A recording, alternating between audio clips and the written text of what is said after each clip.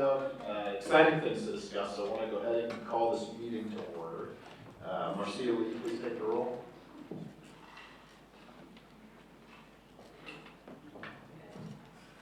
Nikita Anderson, Pamela Bowers. Here. Erlene Dotson. Terry England. Here. Marcia is here. Tony Hobson. Yes. Michelle Hopkins. Here. Carolyn Jones. Here. Michael. I'm here. Raven and Kenny. Ross Meyer. Christy Phillips. Here. Laura Sandrick. Here. And Sally Busheim. Here. We have quorum, sir. All right, thank you, everyone. Next on the agenda is to review and approve the minutes of the August 27th, it's 2024 meeting. Is there a motion to vote? Are there any suggested changes to the minutes? Seeing none, is there a motion to approve those minutes? So moved. Second. Terry, seconded by Laura. All in favor, please say aye. Aye. All opposed, nay. Okay, the minutes are approved. Next on our agenda is contract renewal for quality improvement coaching, and I'm going to turn that over to Shara. Absolutely, thank you. As you all know, we are in renewal of these contracts. We did an RFP in 2022 with the option to renew. You all received as part of the pre-reads the contract renewal summary that indicated the changes to the contract, anything that was new and different. I will call your attention to, let's see what page it's going to page numbers this time to try to help everybody walk through this process. The most significant changes to the 4C contract is that we are putting a cap on overall expenses. As you know, we talked about it. That's something that we had never done before. So this contract actually has a budget amount in it. We've also asked them to stay laser focused on making sure how we provide as many coaching services as we can and cut down on our coordination fee. For several years, we had a new coordination initiative that we really have focused on trying to explore the what and the how of coaching, what was having the most impact at this point. Critical decision, whatever we're doing is working. You can see these numbers. And so what we want to do is really focus on direct service delivery. So you will see that this is in alignment with the master service agreement that you approved. The amount that is listed here for contract renewal is in alignment with the budget that you all approved at the end of June.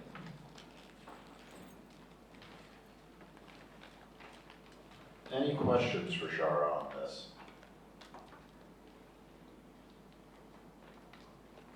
Okay, we need to approve them separately. Is that probably make the most sense?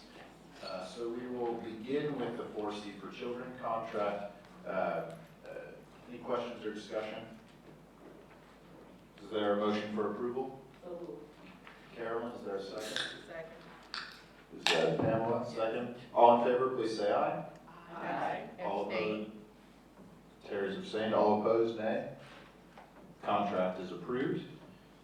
Next, we'll move to approval of the Learning Grove contract. Any questions or discussion on that one? Seeing none, is there a motion for approval? Well, Sharon, did you have any particular thing to point out about that, or is that? I think the Learning Grove contract, the one difference in that is that we do have a component that was for a mentoring program, and that was really designed for teachers who are mentoring new student teachers that are engaged with that. We did that for 1 year. We will not be continuing that program unless the budget allows after all coaching is completed. Any other questions or comments? Okay, is there a motion to approve? Sally, is there a second? Terry, all in favor, please say aye. Aye. All opposed, nay. Okay, the contract to Learning Grove is approved. Next, we have Coach of the Year recognition. Is that going to be you and Brittany? Absolutely. I'd like to invite our Director of Quality Education, Brittany Pina, to join us up here and present the Coach of the Year Award. As you know, we rely on both 4C for Children and Learning Grove to provide our quality improvement coaching, which again and again our network of providers has told us is the most important thing to help them maintain and improve their quality ratings. Every year we do like to recognize a coach that is selected by the staff, the Director of Quality Education, with the input from our coaching vendors and with input from our providers. So while Brittany's getting her picture taken, I'll let her come and announce after that photo op our coach of the year make some comments. We started this last year and continuing it this year because we usually don't have the opportunity to recognize all the hard work that goes into teaching.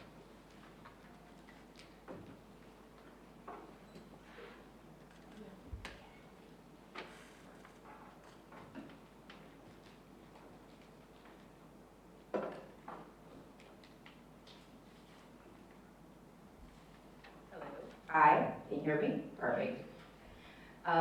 Good evening, thank you all for coming. This next person that I would like to recognize and honor, I am just overjoyed by the work that she has done throughout the year. She's been in this industry for quite some time. As you all may be aware of the transition from child care services from JFS over to the Department of Children and Youth, there's been some changes, including the step up quality model. There's some modifications to help not only improve child outcomes, most importantly, but to reduce administrative tasks and responsibilities, and also provide more access to families. And so with that, you know, with change, it takes some time to understand and learn and make sure that you're implementing those standards accordingly. And this next person has supported many providers with doing so, not only with achieving those new medals, but maintaining the higher medals. And it's just been overjoyed just to watch her interact with some of these programs. Some of these programs are facing a lot of challenges. I know we continue to talk about the pandemic, but believe it or not, it's still impacting the providers, the teachers, the children, and the families. And when I say she has been phenomenal with working through those difficulties and those challenges with grace and mercy, but most importantly with quality. And so we wanted to recognize this person. We have listed her as our first class coach. Welcome and honor with me and celebrate with me, Heather Webb.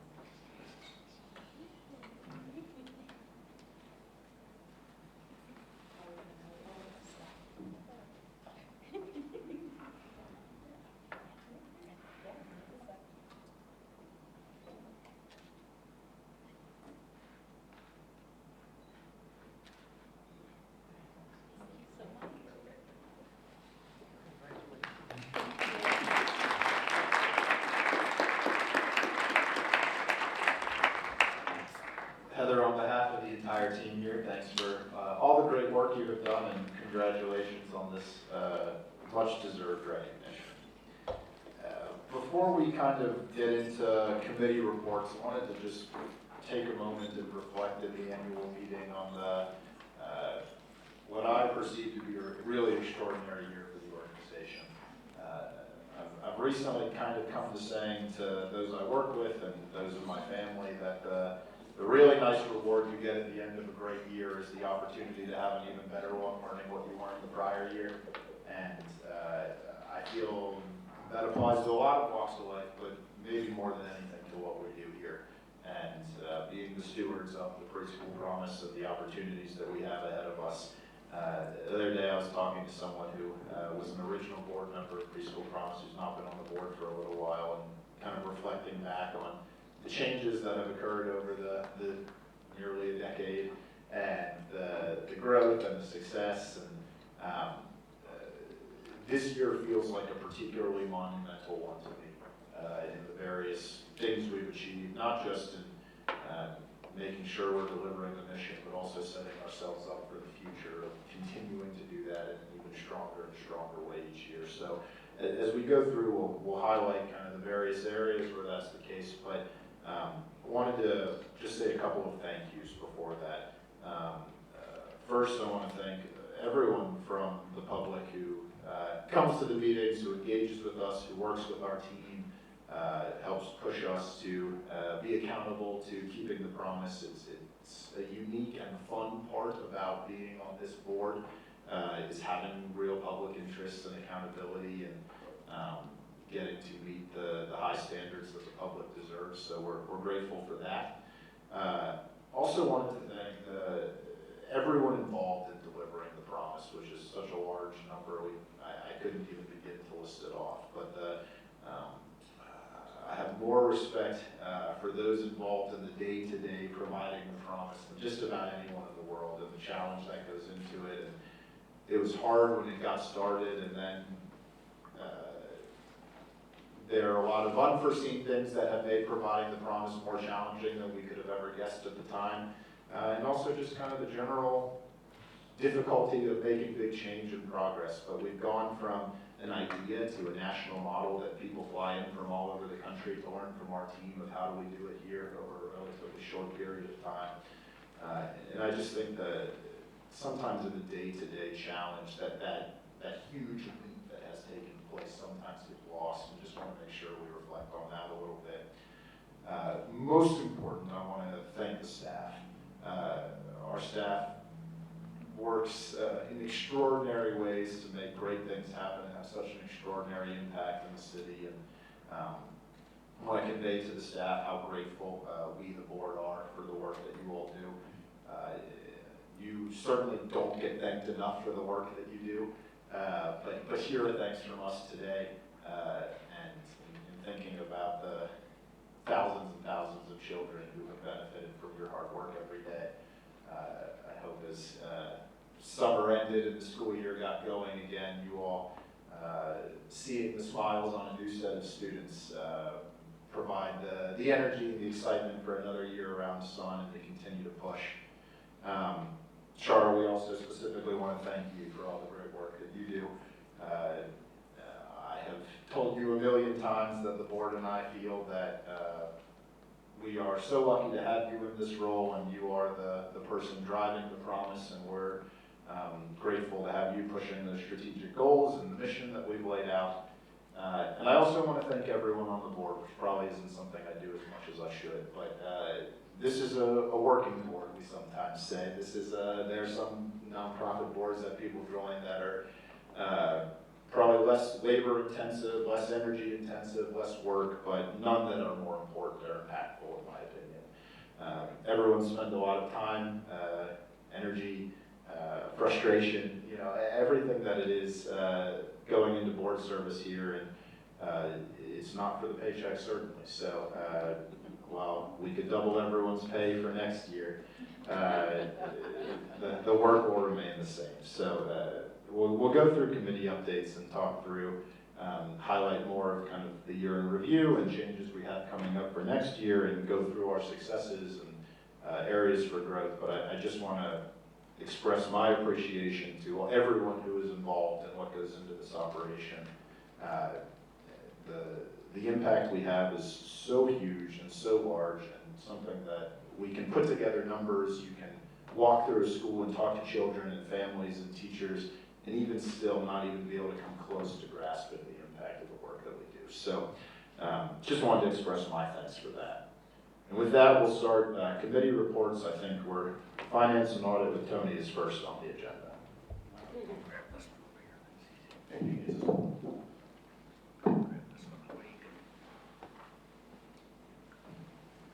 That way Mike can jump in when I misspeak.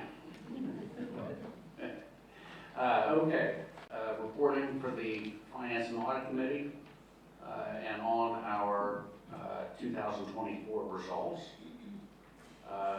In the packet is a page 27, which summarizes the results of our operations for this past year.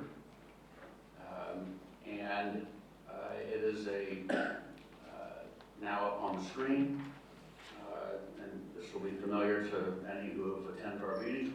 We follow this format. I would say that the bottom line is we really did a great job this year fulfilling our goals as reflected in the budget we adopted for the year. The first and maybe the most important line, tuition assistance. It's a happy thing to have exceeded our budget there. That means we've helped more students, more kids more families with tuition assistance. If you look ahead to the next page, you can see the really tremendous growth of our students supported. That green line on the top is our 2024 graph, and you can see that we've far exceeded our students from prior years. So that's really a great budget bust, if you will, and one that we hopefully achieve, and therefore we are careful with some of our other line items so as to maintain our overall budget at the bottom line.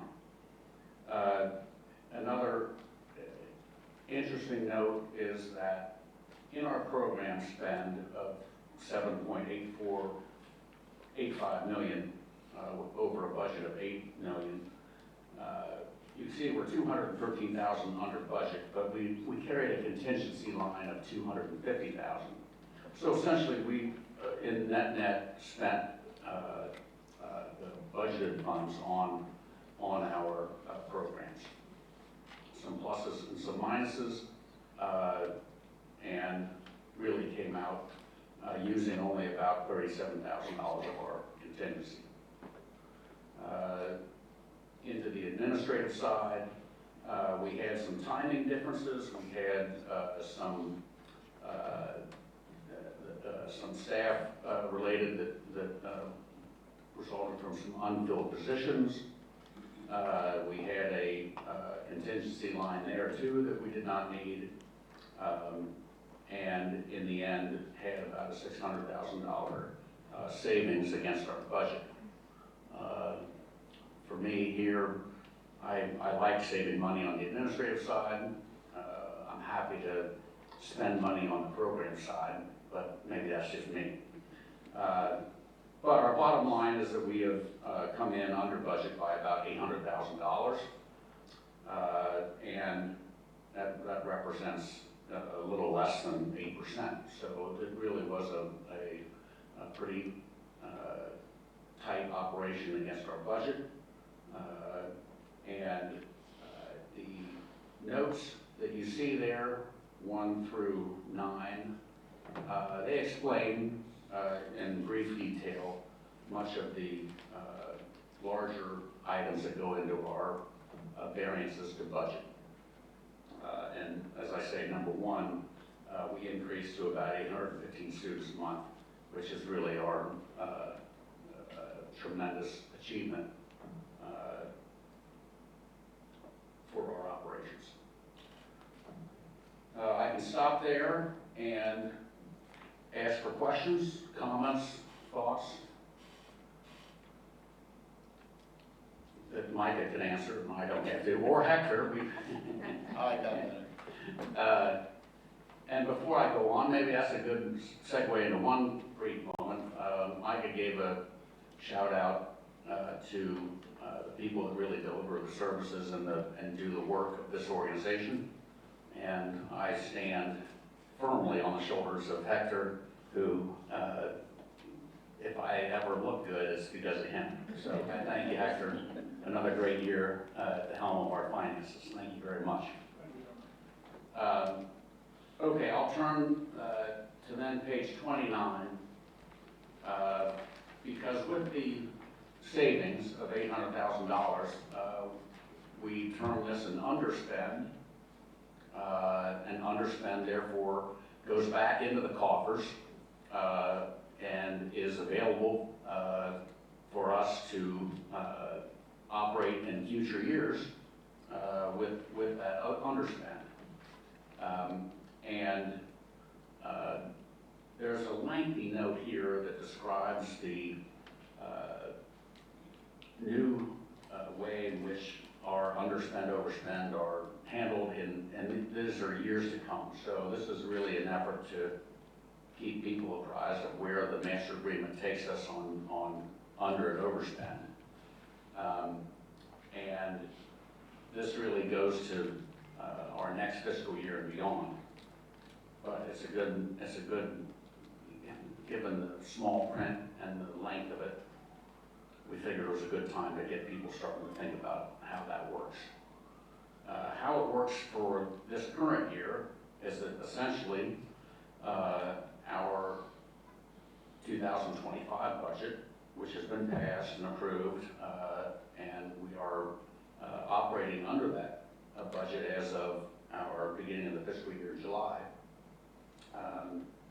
The underspend is the first money spent against our 25 budget. So if you look at that table on the right-hand side, you'll see that our 25 budget of $10,772,000, the first payment that we would get from the levy funds that would be transferred from Cincinnati Public Schools into our account at the United Way is reduced by the $827,000 underspend, resulting in only in a reduced payment of $1.8 million, which is in the far right column, that first payment. So the underspend really just goes immediately to operations of our next fiscal year, which is what we're in right now. That leaves the fiscal year budget of 10.7 requiring transfer of $9.9 million from the levy funds from Cincinnati Public. So that is a brief presentation of our year-end results and a highlight of how they will move forward in our current budget. Thank you for that. Are there any questions or comments for Tony? Okay. Next we'll move to the actual annual meeting part, much of which comes from our governance committee. And Marcia, if you'll take it away, we'll start on the review of the governing principles and work through each one on the agenda. All right, well, thank you.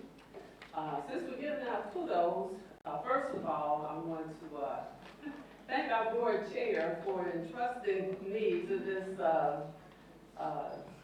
very important role, especially following in the footsteps of the awesome Debbie also.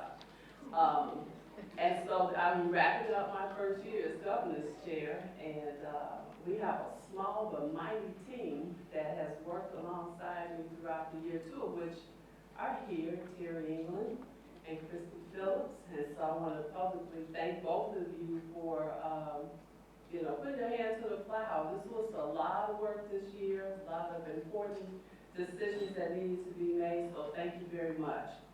Okay, so let's talk about our governing principles. You will find them in your packet on page 30. There is a red line version followed by the version that we will present for adoption. As you all recall, we started the conversation about our governing principles probably about the first part of this year. Things that needed to be changed to make sure that we were functioning efficiently and effectively as an organization. And so we've been reporting out as we have recommended changes to the governing principles, and you received in your August packet the pre-read. So your first read was at our last board of managers meeting. So today I'm presenting our updated, revised governing principles for adoption. Like Marcia said, these have been in circulation for a little while. Everyone's had a couple chances to take a look at it, and our governance committee's discussed pretty extensively. This is an item for approval of the governing principles. So before calling for the vote, are there any further questions, comments, anything anyone wants to discuss before we move for approval on that? Not discussed, but just to clarify, is the biggest substantive change the addition of 3 more board members? Or are there other really substantive ones that you want to bring to our attention? I think that is one. I would also mention too, the changes around attendance and participation is very key. We cannot do our business unless we have board members at the meeting. So it introduces a level of accountability for those who are planning to, or who do serve on this board or plan to serve on this board, so that we can get the business of Cincinnati Preschool Promise done. So I would say both our substantive changes to our operating procedures. Everything else, and everything in there was important. Yeah. I would say the most significant for me is the addition of the Coastal Quality Committee as a permanent and standing committee, not as an ad hoc committee. That sends a message that it is important and something that we're always focused on, but also changes the composition of that committee and their responsibilities. And we hope that the chair of that committee will see it that way as well. Yeah, whoever that lucky person is. Okay. Thanks for that question, Sally. Any other questions? Seeing none, is there a motion to approve the governing principles? Laura, is there a second? Carolyn? All in favor, please say aye. Aye. All opposed, nay. All right, the governing principles are approved. Thank you, everyone. All right, great. Next. So with those changes to the governing principles, there is an addendum in your packet on page 50, which is an addendum to the CPP operating agreement. Again, that was included in your packet at the August Board of Managers meeting, and I am submitting that as recommendation for approval. Any questions or discussion on this? All right, is there a motion to approve? So moved. Pamela, is there a second? Second. Terry, all in favor, please say aye. Aye. All opposed, nay. The addendum to the operating agreement is approved. All right, great. Next, one of our exciting things, the election of class of 2027. And you will find that in your packet on page 52. Okay. And we have 3 members so far for the class of 2027 that we are recommending for approval. We have received slated candidates from Cincinnati Public Schools and United Way. We have yet to receive nominations from Promise Forward at this time, but we want to present these 3 as the class of 2027 at this time for your approval. Any questions on this? Okay, is there a motion to approve the class of 2027 so far, the 3 nominees? So moved. Is there a second? Second. All in favor, please say aye. Aye. All opposed, nay. All right, we have elected 3 to the class of 2027 pending ratification from the United Way. And before we move on, I think all 3 are here. Micah is one of them.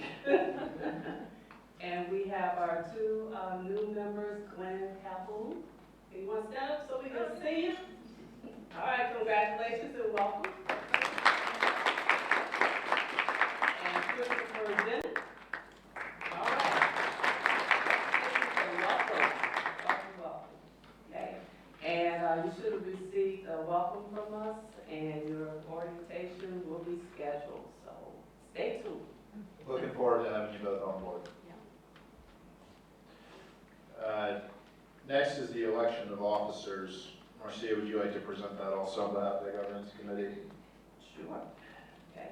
So also on page 52 is our slate of officers for your approval. Micah Cameron as board chair, Anthony Hopkins as treasurer, and myself, Marcia Butel, as secretary and vice chairperson. And governance committee submits these for your approval. Running it back. Any discussion? Okay, is there a motion to approve? Sally, is there a second? Terry, all in favor, please say aye. Aye. All opposed, nay? All right, thank you, everyone. I think I can speak for the three of us when I say we appreciate the trust you put in us. We're looking forward to another year. I keep trying to convince Marcia it's time for her to take my spot. In time. Go ahead. Uh, You're next. Next, it is my job to appoint the committee chairs, which I think requires approval. It's in the packet on page, what was it, 60? Yep, on page 60. Thank you for that. Are there any questions on the committee chairs? It should look pretty familiar. All right, is there a motion to approve the committee chairs? Laura, is there a second? Second. Michelle, thank you. All in favor, please say aye. Aye. All opposed, nay. The committee chairs are approved. Normally at this meeting, historically, we've also then kind of filled out the committees. I have asked to wait to do that until our next meeting. I want to make sure that I have given an opportunity to, anyone currently on the board, if there are committees that are important to them or changes they'd like to have in their committee service, to get to chat with you about it, and also with our new board members who we're excited to have join to get to connect with you on where you'd like to best serve in the organization. So kind of put that on hold until next month. Our committees will remain the same till the next meeting, and then we'll work to make any changes that need to be made for the upcoming year. And then last in this part is the annual conflict of interest and disclosure statements. Marcia, you want to present that one too? Oh yeah, this is important, board members. In fact, I do believe they're in the packet, and guess what? You can go ahead and get those things filled out. Oh, wait a minute, see, our staff is awesome. You have a little packet here. Amen. Go ahead and fill those out before you leave today. I wish I had a little gift or something, but I don't. So just chalk it up to just doing the right thing and get these things done so that the staff and Jake can do their job and get these things reviewed and put away early. Let's set a record this time. Let's get it done before next month's Board of Managers meeting. I completed mine before the meeting began. Make sure, for those of you sitting here, and if you're able to, please do that, and we'll make sure we get them submitted for everyone who's able to do them tonight. Do that, and we'll take care of that important matter of business early. If we get it done by October 6th, I'll think of something. We have gifts. We always have gifts. All right, Marcia, thank you for that. I know the governance committee does an extraordinary amount of work to get ready for our annual meeting. So thank you for that, and still more to come as we look to organize most effectively for the upcoming year. Next is my least favorite part of the annual meeting, and that is recognizing board members who are cycling off the board. It is not my least favorite because not that they don't deserve recognition, they deserve a lot, but it is losing people who have been wonderful and helpful parts of the journey is not something I love, although losing is probably not the right word, because we seem to have a way of continuing to find ways for people to contribute to the promise once they leave the board, and that's certainly something we'll do here as well. But the first two, Joyce Hutchins and Nikita Anderson, aren't here this evening, but wanted to thank them for their service and important work here on the board and their contributions and time.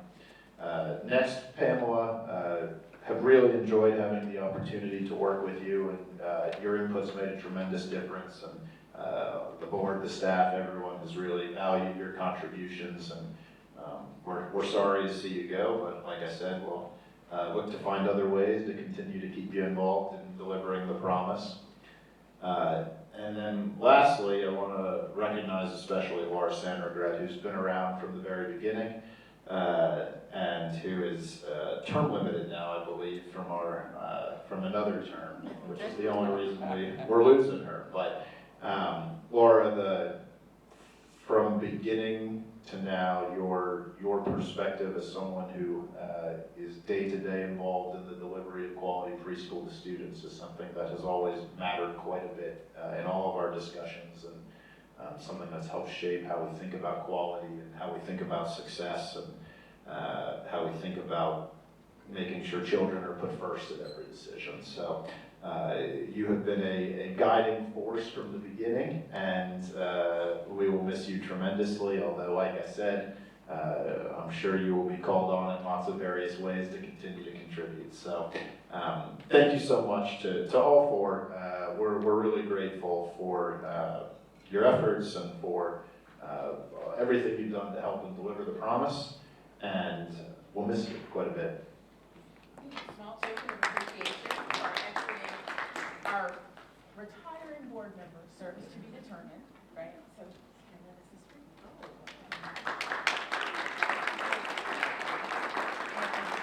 This is the last of the bigs for one of our founding board members, and last time I really need help to take this, but Laura, this is a picture of the founding board.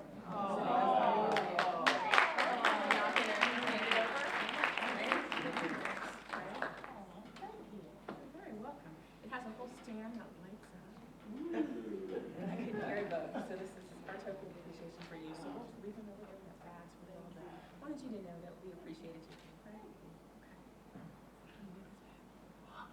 One more time, thank you both.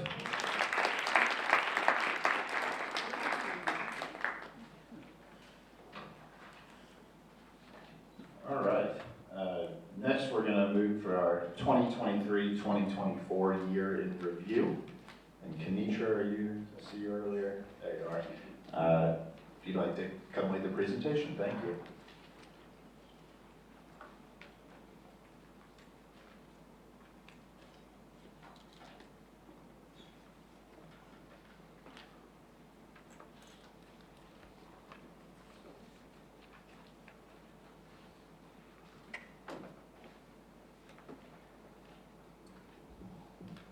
So good evening or good late afternoon, everyone. I am Kenitra Mathis, the Deputy Director of Cincinnati Preschool Promise, and we are excited to have you guys here. I'm going to talk a little bit about the power of the promise. I have the pleasure of presenting our year-end video to you guys today. It is a brief snapshot that highlights the impact that is created because of everyone in this room. You guys truly fuel the power behind the promise. It represents what we do every day, why we get up every day. It is a brief snapshot of the input that happens because of our partners, our staff, our stakeholders, and our community members. And we want to just show you in a brief 3-minute video what really happens because of the impact we create collectively. This video will show in numbers and an acute story by our favorite narrator, Natalia, who narrated our video last year. She will tell us a little bit about the impact that we created together, each of us in this room.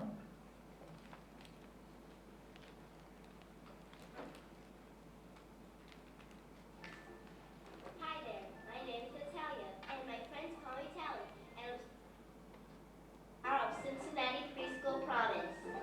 Get ready because this year, 1,097 amazing kids like me were able to attend high-quality preschool. All thanks to the Cincinnati Preschool Promise tuition assistance. How awesome is that? But wait, there's more. Over 1,500 families worked with CPP to learn about the importance of early childhood education, even if they didn't qualify for tuition assistance, because everyone deserves a chance to go to preschool. You know what's super duper important for preschool? Attendance! We love learning and being with our awesome teachers and friends. And CPP preschoolers attended 88.4% of scheduled days. Let's talk about impact. Since 2007, 12,000 preschoolers were able to attend preschool because of CPP. And guess what?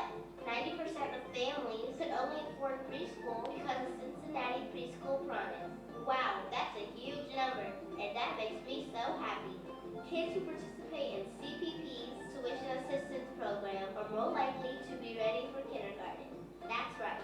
Ohio's Kindergarten Readiness Assessment results show that CPP kids had a 54% chance being on track when controlling for all other factors. Cool, right? We've made great progress in the past 7 years too. And we're on track to reach even more kids with 42% of eligible population already enrolled. CPP's provider network cares for and educates 54% of children in our city. All kids need a strong foundation, and the power of Preschool Promise supports every child and family according to their needs. Remember my baby sister Hayden? I told you guys about her last year. Guess what? She's enrolled at a high-quality CPP preschool. She's living the promise. That's why it's so important that we all continue to work together so more kids like my sister can get enrolled in preschool. We all share responsibility for our region's children, and it's so important to get the early years right. You can be a part of this awesome promise too. Children are our future.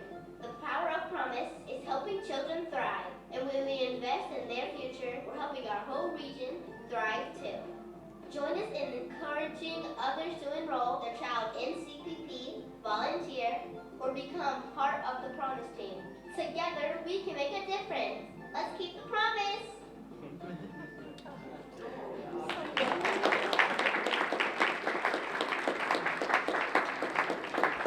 Can you guys believe she did that like in one day? She's amazing. And she's really loves doing things like that. I told her, sweetheart, you are going to be a voiceover actress when you grow up. Because she loves making the videos, and it's something that she really looks forward to. One of the things that we want to remind you guys about is the power of the promise. But behind the power of our promise is our fearless leader. So at this time, I would like to call our team up so we can honor our leader, Miss Shara Fisher-Jackson.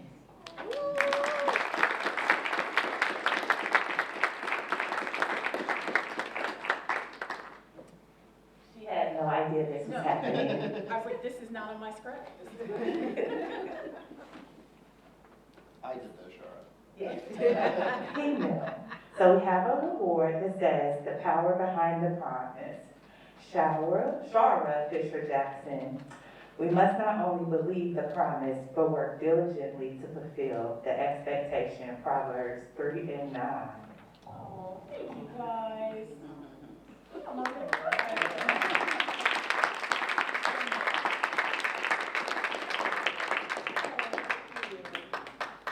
Oh, you guys, that's so sweet. I really didn't think I would get this week, because I've got people do the paces this week. Thank you so much. That is so kind. So, Just being one of the oldest staff members here, we also would like to just again say thank you for your dedication and your hard work and your motivation. Sometimes your ideas are up here, but that's okay because we are delivering on the promise. So thank you.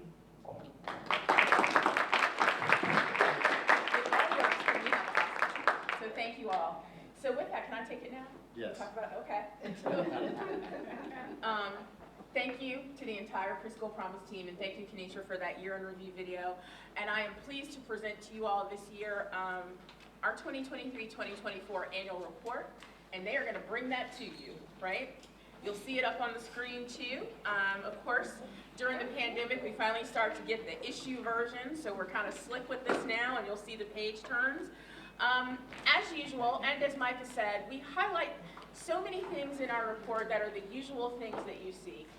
We hope that you take the time to read it and to share it. You'll hear about all of our major programs and our impact, but I want to highlight for you the new things. Gosh, do I need this? Can you hear me? All right. So the new things that I want to highlight for you is that you will see on page 4 the Cincinnati Preschool Promise core values: a contagious collaboration, of unwavering equity, a continuous education, equal access, and full commitment. You will see those core values in everything that we do. If you look through the pages as well, pages 7 and 8, you will see new call-out boxes and QR codes. That is to draw attention to our partners, new topics, to share and spread the knowledge of what's happening in early childhood education. It's not just us, it's all of us. If you look to our centerfold on pages 16 and 17, you will see our year-over-year infographic. That tells you the progress that we have made since 2017 in plain and simple numbers, right?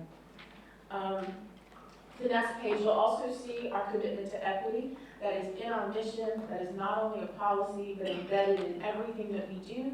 Equity is a part of our decision-making, our resource allocation, and our outcomes that bring true impact to our community and change in the ECE ecosystem. You'll see also on page 24 and 25, the strategic plan that this board made in the middle of a pandemic, and some milestones that we are very proud of. What we hope to achieve is to have 35% of the eligible population enrolled. I am proud to report that in partnership with CPS, our community provider network, and CPS public school classrooms are serving 41% of the eligible population. We're very proud of that. That's a goal that we're glad that we exceeded. Right? You hear most about the strain on workforce. We're excited to say that we have invested $1.6 million in supporting that workforce with different initiatives that we have. And probably most importantly, we successfully this year negotiated and renewed and doubled down our partnership with Cincinnati Public Schools and renewed the master agreement that started the organization. And again, it was ambitious to commit to these deliverables in a strategic plan, but I was certain that we had the support, the resources, and the partnership to drive these outcomes. And I do remember I had a board member that used to say to me, "You never met a goal you didn't like, did you?" And that would be true, because I knew that we could do it. And part of the reason and why we were able to do that is because of our partners, our donors, and supporters that you'll see listed on page 32 and 33. You'll also see that traveling banner in the back that has that full list of partners and donors. I'd like to specifically call out some of those donors because of the extraordinary work that they do. The African American Chamber of Commerce, U.S. Bank, the Greater Cincinnati Foundation, U.S. Union Savings Bank, and Guardian Savings Bank. And also a special thank you to our partners at Learning Grove who provide thought leadership and our coaching, and of course to Forsey for Children, who in addition to being helping with our coaching and partnering that is also the absolute best child care resource and referral agency in the country. And I don't think you realize how lucky we are, because so many states don't have a CCR. They are left wandering out there to try to figure out who supports families, who supports providers, and we are so lucky to have them.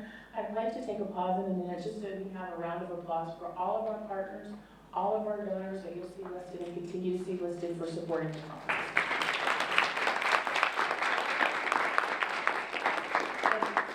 Though she is not here, also a heartfelt thank you to Brittany Love Fletcher, who is our graphic designer, who spends endless hours with us making sure that we look right and tight. So we appreciate her. Everybody's got to be on brand, right? So, appreciate that. This is our annual report.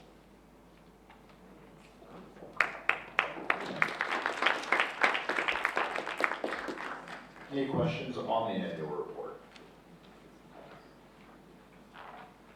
All right, next is our executive director's report. We'll go right back to you, Shara.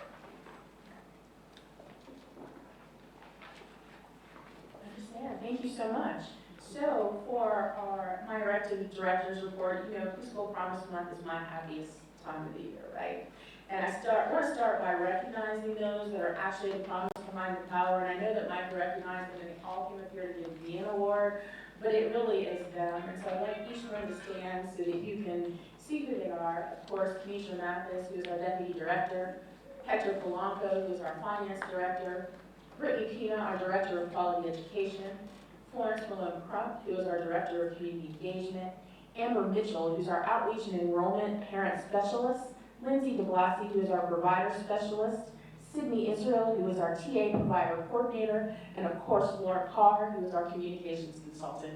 Please let's give them a round of applause.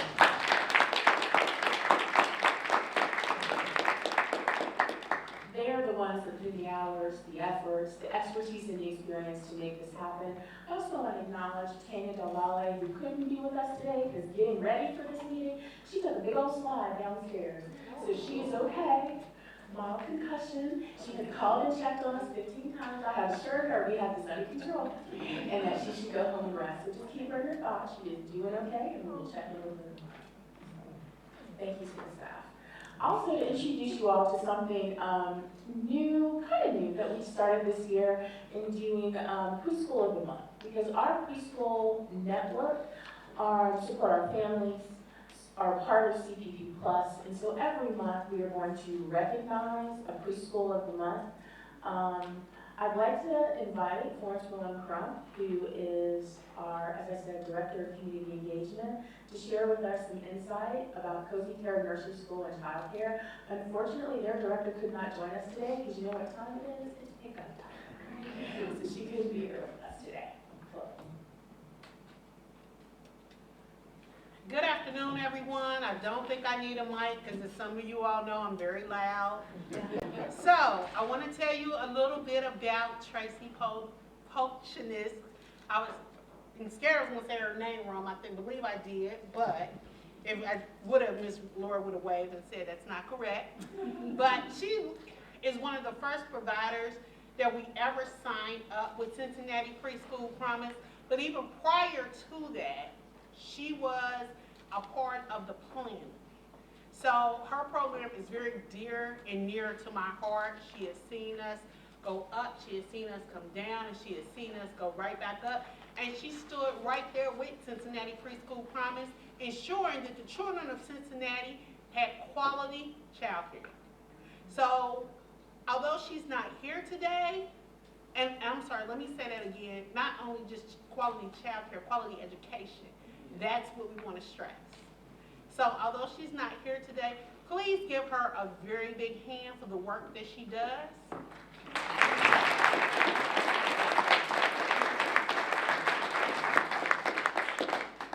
And there are also a couple more things that I want to tell you about that I'm really, really excited about. I wasn't going to tell you guys, but my director was like, no, go ahead, talk about the stuff you're doing. So we have a new thing that we're doing called Coffee and Conversation. We do it every month. We meet with the providers at one of our coffee houses, and it's just a great time. It's an opportunity for not only the providers to come out and talk to staff, but to come out and talk to our director. And so it doesn't matter where you're at in the program. If you're a board member, you're more than welcome to come, or if you're just somebody who wants to show up and say, hey, I want to hear what you guys are talking about. So Coffee and Conversation, we won't have one for the month of October, just because this has been an exciting month for me. I don't have anything else in me this month, so October, I need a break. But for the month of November, we're going to do a provider giving, something like a Friendsgiving, where we're going to get together and just say thank you to our providers. So if you would like the opportunity to come out and say thank you to our providers, please join us. The place to be announced, hold the date for November the 15th. And then along with that, we always have preschool chat. If you guys have anything that you would like to discuss with our parents, every month we do preschool chat. And what preschool chat is, it's a virtual show that I started in pandemic, where we invite people to come on and talk to our parents about issues that matter most to our parents and that may affect our children. So we've had an opportunity to have CPS on there, talk about kindergarten readiness. We've had Children's Hospital on there to talking about immunization. And so we're always looking for great topics. Please feel free to join us. Thank you. Thank you so much, Angela. So I will say now is the time for me to talk about, as I always do, the year ahead, the challenges and the opportunities. And I hope that you all are energized by what you've seen today in the videos and the visual displays that welcomed you. You saw on a loop as you were coming in some of the critical things that we're talking about locally and nationally. Things like reconsidering how we measure kindergarten readiness, right? celebrations of our partners in other locations like Groundwork Ohio and the Children's Funding Project. It's important that you all know the power of the promise is that we're part of these larger dialogues in system change and impact that we're trying to make in Cincinnati. And while we're celebrating our accomplishments, I want you also to know that there is still so much work to be done. And we're hopeful that as we share these outcomes, as we share our annual report, when you hear our testimonies and everybody look at an insert that you had in there that has quotes from our families and providers, and you'll see one on the top of your tables as well, that we begin to shift the conversation from if we should do this and the community should invest in early education to how we can do it and how we can do it better to serve more children, serve more families, and make a bigger difference in our community. I can say that we have to remember that part of the Preschool Promises mission is that every child in Cincinnati have that opportunity and access. And it will take all of us to make that happen. The power of the promise lies in action. We are one of 52 unique initiatives around the country who made a decision with the voters to invest strategically in our children. Some are celebrating 30 years of progress. It is my aspiration that one day that will be us. We know that the year ahead is critical and maybe our most important one. And as we think about the year ahead, we know that we have new board members we're happy to welcome. We know that we have the end of ARPA dollars, though not the end of the pandemic effects. We know that we have radical changes that are happening at the state in our system. And we know that this year, in 2025, is our ballot time again, right? And there's one important question that I'd like us all to think of as we move forward, and that is, how should investments in early education be prioritized to have the greatest impact? That is the key question that I would like us all to think about. And when I say, how should those investments be made? Remember what we think about when we think of what investments are. Those are people. Those are influence. Those are stakeholders, voters, money, time, capacity. It is dedicated board members like those around this table. And I want to take a minute to say thank you to each of you for the leadership role that you've taken on, the time that you have invested and the support that you give to me and to CPP. This would not be possible without a high-functioning board. And I remember what you all told to me when I got here. Stop fighting with everyone. Spend the money in the way that the taxpayers wanted and make sure that people know who and what CPP is. And that is really what we strive to do every day. And when you look around this room, you'll see an extended effort on how we're trying to do that, right? You'll also see that in our annual report, we've posed a couple of strategic questions around the topics that we think are going to be the challenges that lie ahead. And I just want to call some of those out for you. One, it's how we talk about early childhood education. We are limited at the Preschool Promise to providing the service and the work that we do for 3 and 4-year-olds. But when we talk about early education, that's really birth to 5. And if you ask some, we birth to 8. How do we make sure that we're in that context? As we look at literacy and academic progress, what does that mean? Reading is important, but it is not the only measure of how we set people up to be successful academically. How do we balance supply and demand? Do we spend all our time convincing families that it's a good idea to bring their children to preschool, or do we spend all of our time making sure when they're ready, there's a high quality seat for them? That is the balancing act that we have to work on. It is the acknowledgement that our work is driven in many cases not by best practices, not by evidence, and not by pedagogical models, but by funding. Funding drives our system. You all know better than anyone else that we spend a huge line item of our budget making sure that we know where the money went, where it came from, how it's, though no one wants to say it, blended, braided, stacked, and leveled. Or as the regional Nash people say, barbecued and fried, to make sure that we maximize the use of every dollar. We should say, as thought leaders in this process, we want to lead with what we know is best, not where the money came. And also to talk about our data limitations. We are not data driven, we are data informed. And sometimes perfect ends up being the enemy of the good.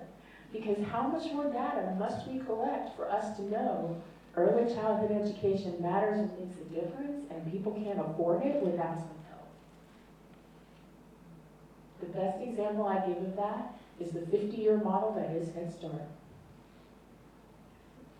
And also, public policy and advocacy. We have to be focused on how we lift our voices, our experience, and what we know in that policy and advocacy realm, and how we rely on our partners to lift up those voices and do hardcore advocacy that's going to bring a change. That's not us, but we have partners that are ready to do that for us.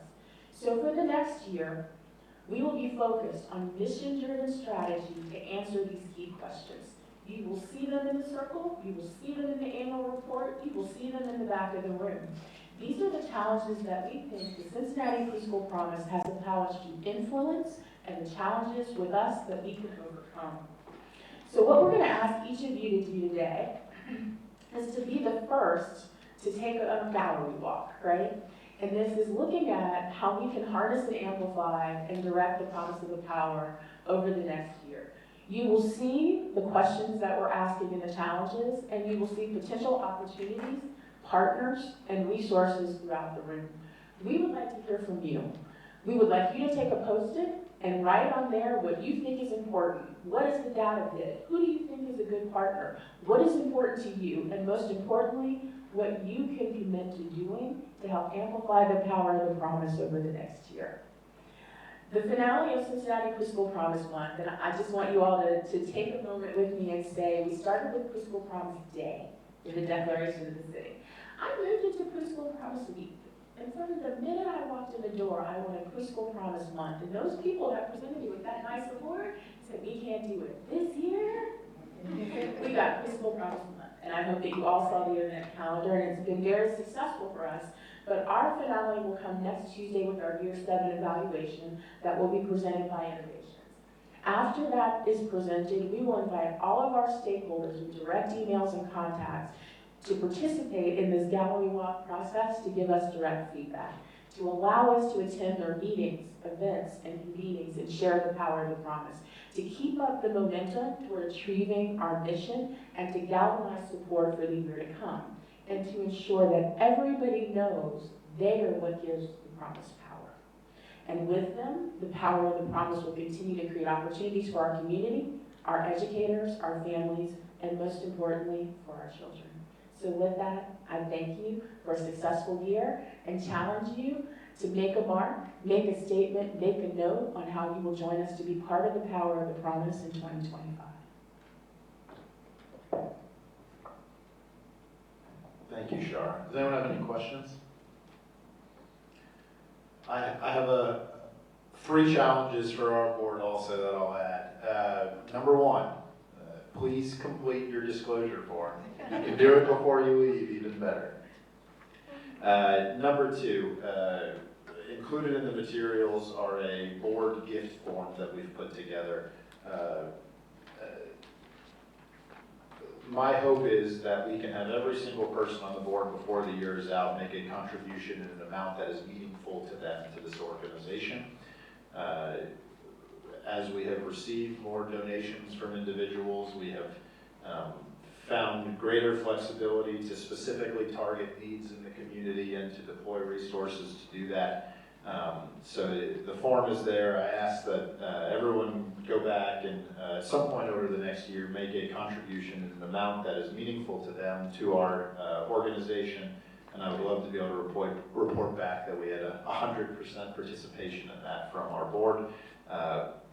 I know that's not a small ask on top of all of the time and energy and your network and resources you help leverage for the organization, but again, in any amount that's meaningful to you, that you feel could be helpful to the organization, we would certainly appreciate, and I do think it shows even more tremendous buy-in from a board when all are, in addition to putting their time and energy, also putting their hard-earned resources into supporting the mission. Lastly, I also want to just issue a challenge to our board. We're coming up on what I think is going to be the most exciting time at Cincinnati Preschool Promise. I am of the belief that organizations either get better or get worse, but they certainly don't stay the same. And there's been a lot of change, but I think for the change we've gotten better and better and better. And we're coming up on another critical point here. I think the foundation for the future has been laid really nicely, and the team is in place to help things move to the next level. But it's going to be a lot of hard work, and I think a great opportunity for this board to really think about the future of the next 5, 10, 15 years around here, what we want folks sitting around this table working on, thinking about doing, and how we can best impact the community. So my challenge to everyone, which I'm going to begin with myself, is for each of us on the board to do a little reflection on what we can do above and beyond what we did this past year to help the organization be a little more successful next year. Because I think that's in part what it will take for the organization to get better, not to get worse, and we won't stay the same. But I'm going to begin with myself. I had a couple of goals for the last year, which I shared with you all throughout the year, and I'm really proud of the work we did to achieve them. And I think continuing to, or rather than resting on the laurels of the success of a good year, we've got a lot of big things coming up in the future to prepare ourselves for. And if I can help facilitate you having a deeper, more meaningful involvement, whatever it may be, in a committee, in the work that our board's doing, in a project with the staff, whatever it may be, I want to make sure I'm doing that to help each of us continue to work towards. So it's a hard ask to a bunch of people who are doing a lot to say, please try to find a way to do more. But that is my ask, and I'm going to start with myself and try to do the same and ask that we all, when we look back on this upcoming year, feel as if we did everything we could to set up not just a good year, but a good 5, 10, 15 years, because I think that's the opportunity we have this year, and that's the lens through which I'm approaching it. Anyone on the board have any comments or questions before we move to observer comments? All right. Vera, you're up first if you have any.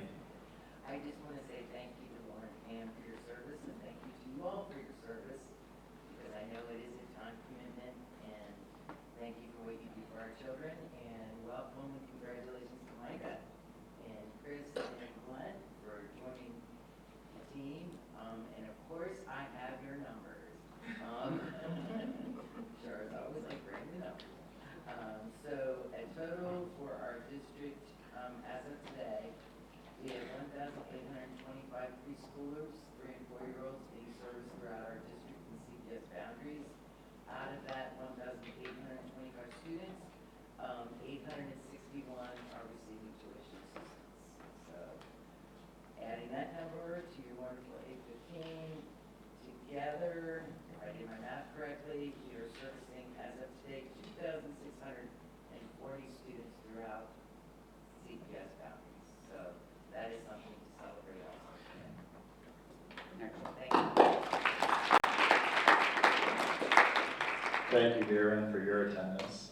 Are there any other just announcements or comments from the public? Patty? Sure.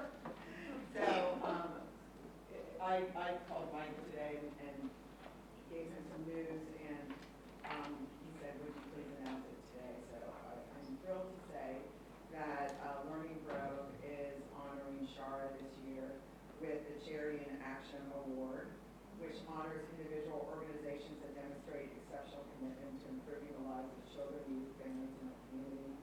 Their dedication fosters hope and resilience, creating a brighter future for all and embodying the true spirit of community service. She is an example of a lifelong learner and collaborator, always willing and interested to hear others' values and points of view. Shara has inspired us by her determination to serve children of our community in the most impactful and equitable way. Now more than ever, we need this type of leadership for our children and our community. So after listening to what she said, I was like, duh. And so it's just, and that was kind of the response when her name came up. Everybody looked around the room and went, duh. So yeah, that's who should get it. So I want to say that as her staff commented, she challenges me to do better and to think differently all the time, and I love that. So thank you personally and for our agency.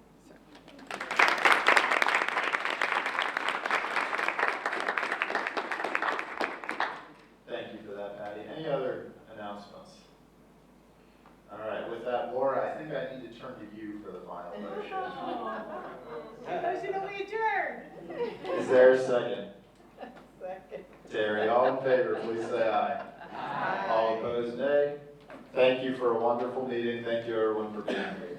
One more announcement. We would like to invite everyone out next Tuesday for our special evaluation meeting, where you guys can get, the preview, or actually the release of our evaluation from our independent evaluators from Innovations. It'll be here in this room from more than 60 years, so we hope to see you all out if you guys can make it. And also, as you enjoy the gallery walk, the line starts here. If you complete the gallery walk process, Flo, Brittany, our team has created a phenomenal candy bar for you all to have treats and enjoy. Please notice the life-size candy bar in the bag with the Preschool Promise logo, and it is set up intentionally. I am watching. No chocolates with no Post-its. So please enjoy. Thank you all.